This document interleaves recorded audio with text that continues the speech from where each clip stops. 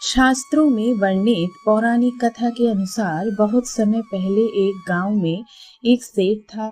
हर साल आंवला नवमी के दिन वह ब्राह्मणों को आंवले के पेड़ के नीचे बैठाकर भोजन कराया करता था। भोजन कराने के साथ ही सोना चांदी आदि भेंट में देता था। लेकिन यह सब करा सेठ के बेटों को बिल्कुल अच्छा नहीं लगता था।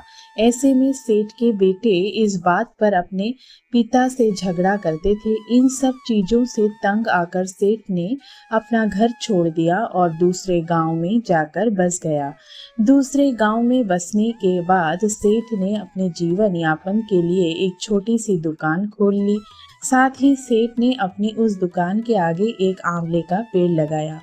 भगवान की कृपा से वह दुकान बहुत अच्छी चलने लगी। इसके अलावा वह सेठ अपने नियम को ना तोड़ते हुए हर साल आंवला नवमी के दिन विधिवत पूजा करने के साथ ब्राह्मणों को भोजन कराता था और दान देता था।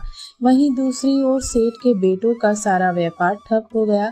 ऐसे में सेठ के बेटों को समझ आया कि वे अपने पिता के भाग्य से ही खाते और कमाते थे। अपनी गलती समझकर वे अपने पिता के पास गए और अपनी गलती की माफी मांगी।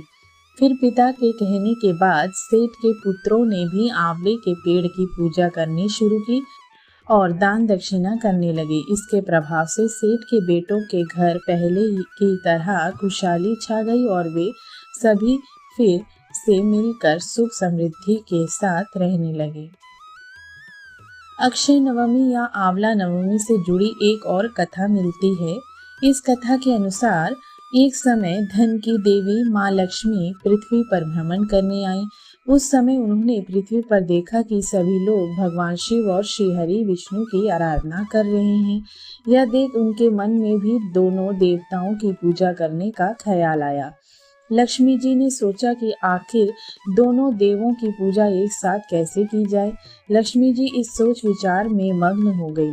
कुछ पल बीतने के बाद उन्हें एहसास हुआ कि धरती पर तो भगवान विष्णु और शिव जी को एक साथ केवल आंवले पेड़ के सन्मुख ही पूजा जा सकता है, क्योंकि सिर्फ आंवला में ही बेल और तुलसी दोनों के गुण मिलते हैं।